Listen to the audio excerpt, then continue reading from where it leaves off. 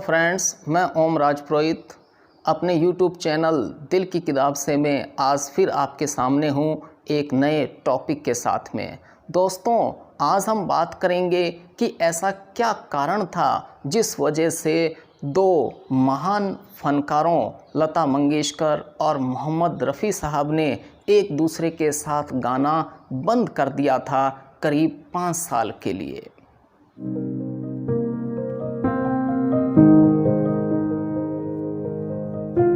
दोस्तों, ये बात है 1962 की। ये वो दौर था जब रफ़ी साहब और लता मंगेशकर है इन दोनों की आवाज़ का जादू आवाम के सिर चढ़कर बोलता था। 1962 की बात है जब लता मंगेशकर रफ़ी साहब से मिली और लता मंगेशकर ने कहा कि जो रिकॉर्ड्स की सेल है, HMV की रिकॉर्ड्स की जो सेल है, उस सेल में हमें भी रॉयल्टी मिलनी चाहिए। इस समय इन दोनों के बीच में मतभेद हुआ। लता मंगेशकर का कहना था कि जो गाना है उस गाने के अंदर जान डालने का जो काम है वो काम गायक करता है, इसीलिए गायक को, सिंगर को भी रॉयल्टी का एक हिस्सा मिलना चाहिए। जबकि रफ़ी साहब जो बहुत ही सरल सीधे आदमी थे, उनका ये कहना था कि जब हमने एक बार गाना गा दिया तो उसके बाद हमें दोबारा उसकी पेमेंट लेने का कोई हक नहीं है। दूसरा उनका कहना था कि हम गाना गा देते हैं और उस गाना गाने के बाद में हमें अपनी कीमत मिल जाती है। फिल्म चाहे फ्लॉप हो, चाहे वो फिल्म बॉक्स ऑफिस पर हिट जाती है, उसका कोई भी फ़र्क उनके ऊपर नहीं पड़ता।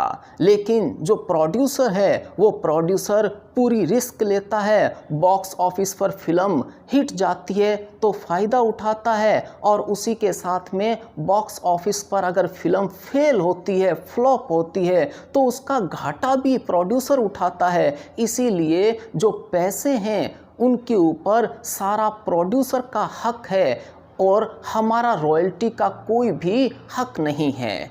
इस बात को लेकर लता मंगेशकर और मोहम्मद रफ़ी साहब में मतभेद हुए और लता मंगेशकर ने कहा कि अगर आप बात नहीं मानोगे तो मैं आपके साथ नहीं गाऊंगी। तो इस पर रफ़ी साहब ने कहा कि मैं भी नहीं गाऊंगा, ऐसी मुझे भी कोई आवश्यकता नहीं है। और ये कहकर उन दोनों के बीच में विवाद शुरू हुआ और 1962 से दोनों ने साथ में गाना बंद कर दिया। दोस्तों, ये दौर था जिस दौर में म्यूज़िक डायरेक्टर हैं वो अपने आप को म्यूज़िक का क्रिएटर समझते थे और उनका मानना था कि जो गायक हैं वो गायक एक तरह का केवल इंस्ट्रूमेंट मात्र हैं, साधन मात्र हैं। समय के जो लिरिस्ट थे उनका भी यह मानना था कि गाना है, उस गाने में जान डालने का काम या तो गीतकार करता है या संगीतकार करता है और गायक हैं वो गायक केवल एक इंस्ट्रूमेंट या एक साधन मात्र है। लता मंगेशकर है, लता मंगेशकर के साथ एक पूरी टीम इकट्ठी हुई जो कि उसी की तरह रॉयल्टी का दावा कर रही थी, जबकि रफ़ी साहब रॉयल्टी का दावा नहीं कर रहे थे। ये बात भी सच है कि रफ़ी साहब ने किसी को रोका भी नहीं कि अगर कोई रॉयल्टी का दावा करना चाहता है तो वो कर सकता था। इसमें रफ़ी साहब ने कभी कोई इंटरफेयर नहीं किया। ये बात भी सच है कि अगर उस दौर में रफ़ी साहब लता मंगेशकर के साथ खड़े हो जाते तो जितने प्रोड्यूसर थे उन्हें झुकना पड़ता और रॉयल्टी देने के लिए उन्हें बाध्य होना पड़ता। लेकिन रफ़ी साहब तो रफ़ी साहब थे, बिल्कुल सीधे सरल, जिन्होंने कभी भी पैसे के लिए नहीं गाया। उन्होंने अपने मन को सुकून देने के लिए गाया, आवाम को खुश करने के लिए गाया और उन्होंने कभी भी रॉयल्टी का पक्ष नहीं लिया। ये दौर चलता रहा और गाने चलते रहे। लता मंगेशकर है, उन्होंने रफ़ी साहब की जगह मुकेश जी और महेंद्र कपूर जी इनका साथ लेना शुरू किया, जबकि रफ़ी साहब हैं इनका साथ देना शुरू किया सुमन कल्याणपुर जैसी गायिका ने। और जो भी गाने थे रफ़ी साहब के इस दौर में, वो गाने सारे सुपर हिट गए और ये बात इस बात को तय करती है कि रफ़ी साहब के ऊपर इस जोड़ी के अलग होने का कोई फर्क नहीं पड़ा। वास्तव में जो मतभेद थे वो 1962 नहीं 1961 से ही शुरू हो गए थे, जब 1961 में माया फिल्म बनी और इस फिल्म में एक्टर थे देवानंद साहब और इस फिल्म में म्यूज़िक दिया था सलील चौधरी ने। इस फिल्म में गाने की रिकॉर्डिंग हो रही थी तस्वीर तेरी दिल में जिस दिन से उतारी है, और इस गाने का एक अंतरा था जिस अंतरे को लेकर रफ़ी साहब और लता मंगेशकर के बीच में मतभेद हुए। रफ़ी साहब उस अंतरे से संतुष्ट नहीं थे और उस समय सलील चौधरी है उन्होंने लता मंगेशकर का पक्ष लिया और वहीं से दोनों के बीच में मतभेद पैदा होने शुरू हो गए। दोस्तों, उसी दौरान एक फिल्म आई अप्रैल फूल, और अप्रैल फूल फिल्म बनाई थी सुबोध मुखर्जी ने, डायरेक्टर थे सुबोध मुखर्जी, और इस फिल्म में संगीत दिया था शंकर जयकिशन ने। इस फिल्म में लता मंगेशकर का सोलो गाना था, वो गाना उन्होंने गाया, उसके बाद ड्यूट गाना था। तब लता मंगेशकर ने अप्रैल फिल्म के ड्यूट गाने में रफ़ी साहब के साथ गाने से मना कर दिया। उस समय मुखर्जी साहब ने कहा कि रफ़ी साहब ही गाएंगे, आप अगर नहीं गाना चाहते हो तो मैं किसी और को लूँगा, लेकिन रफ़ी साहब को नहीं बदलूँगा। तो उसमें लता मंगेशकर की जगह उसकी जगह सुमन कल्याणपुर को दी गई और 2 गाने इसमें सुमन कल्याणपुर ने गाए। तुम्हें प्यार करते हैं करते रहेंगे जो सुपर हिट हुआ, और कह दो जमाने से कह दो, ये भी क्या था, सुमन कल्याणपुर और मोहम्मद रफ़ी का शानदार गाना था।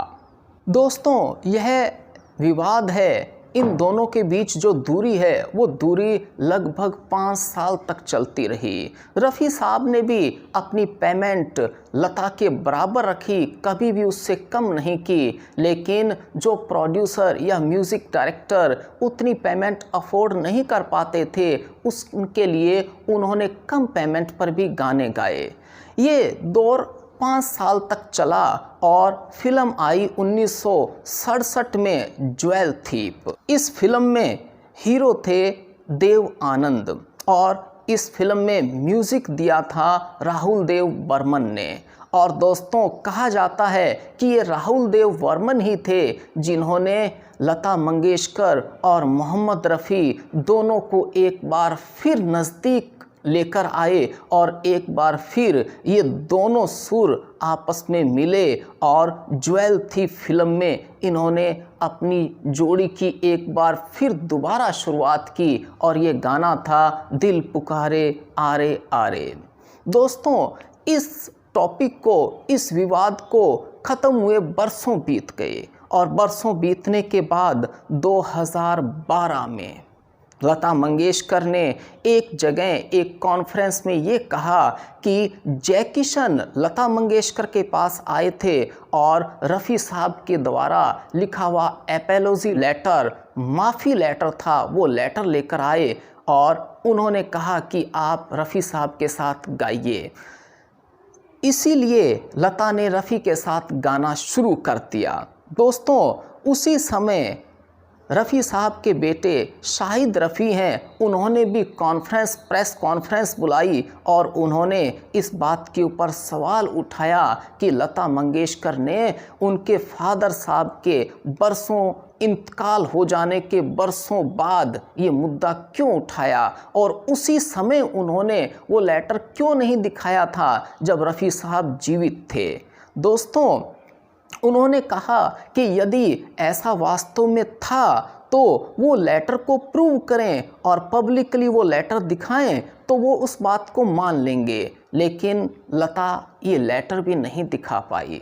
दोस्तों, ये बात साबित करती है कि लता मंगेशकर के कहीं न कहीं 1962 वाली कसक रही हुई थी और वही कसक 2012 में बाहर निकल कर आई, और इस बात का उन्होंने इतने अरसे के बाद में जिक्र किया। जैसा कि रफ़ी साहब के बेटे शाहिद रफ़ी साहब ने बताया कि 1962 का जो दौर था, 1962 से लेकर 67 तक का दौर था, उस दौर में रफ़ी साहब अपनी पीक पर थे और जिन जिन फीमेल सिंगर्स ने उनके साथ गाना गाया वो सारे गाने सुपर डुपर हिट थे।